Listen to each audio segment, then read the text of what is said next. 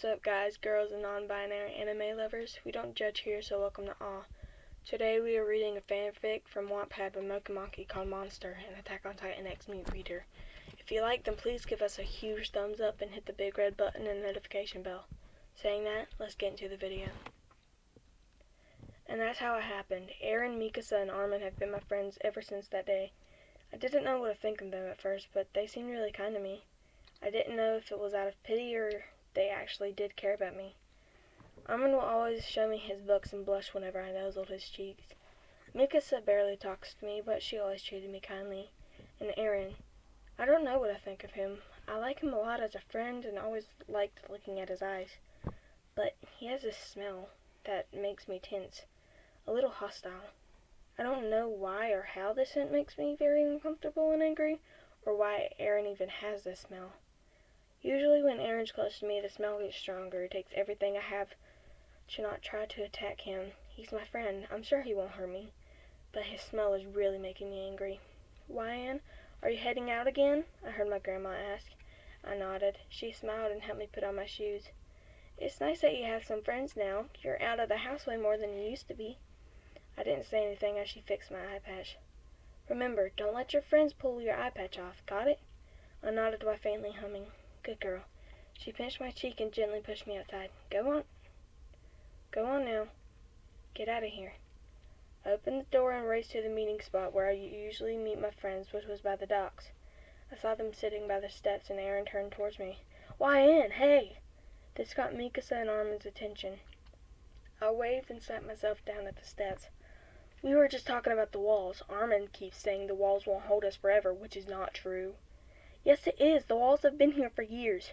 So that means they did a great job in keeping us safe. You don't understand. That means it's getting old. What if a Titan comes and attacks right now?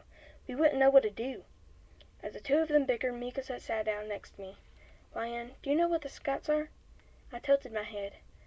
There are these soldiers that come back from an expedition to fight Titans. Eren says he wants to join them, but his mom thinks it's dangerous. Scouts? Fighting Titans? In Eren's mind, he thinks they're strong. What do you think about him joining the Scouts? I nodded. Her eyes slightly widened. Really? Won't he be alone? I shrugged. I won't let him be alone. I'll come with him. She hid her face in her scarf. I leaned closer a bit and took her hands into mine. Huh?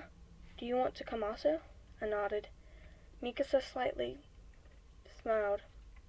Of course, you're our friend after all. She lightly pats my hand. Just then a loud boom was heard. It shook the entire area. I gasped lightly while staring up in the air. Was that lightning? Just then a giant face appeared from the wall. My eyes widened. That smell is so strong. I didn't like it. Was it from the Titan? That's a... Before Armin could finish his sentence, another loud boom was heard. The wall. It fell. It broke open. I guess Armin was right. That's when chaos went into full gear. Everyone was screaming, crying, and calling for help. There were many people running as Titans began to swarm the area. Eren's eyes were wide. My mom, she's in that direction. He then bolted off running, Mikasa going quickly after him.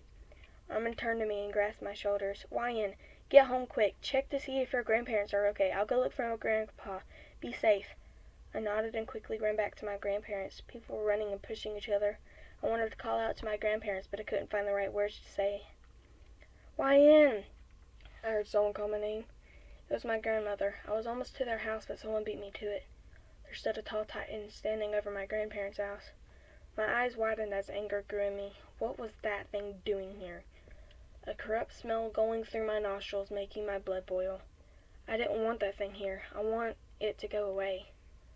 I was about to run to it, but I was picked up in someone's arms. It was my grandfather. He just held me tight and kept running. I looked behind me to see my grandmother trying to run from the creature, but she ended up getting grabbed. Her screams filled the air, and I was left petrified. All my grandfather could do was cover my ears and eyes to keep me from watching the scene in front of me. We were able to make it to the docks, but we were stopped by a soldier. Sorry, there's not enough room. One of you has to go and the other has to wait for another boat. Can't we just squeeze in? My grandfather cannot... I'm so sorry, I messed up. My granddaughter cannot be left by herself. She needs someone to look after her. Sorry, sir. I heard my grandfather sigh and put me down. He made me face him. Honey, listen to me. I tilted my head. There might be a chance we won't see each other anymore, but promise me this. I want you to grow up and strive yourself to become a strong young girl. I'm so sorry I messed up again. A strong young girl. I also want you to find your friends and stay with them at all times. They will be your family and they will look after you. Your grandmother and I love you very much and we won't trade you for the world. I don't understand. What is going on?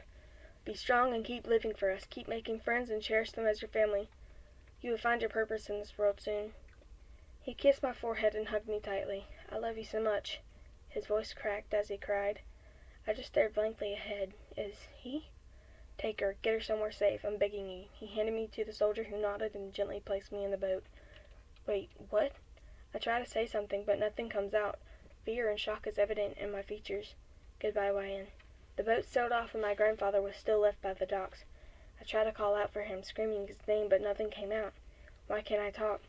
Why did I have to be mute?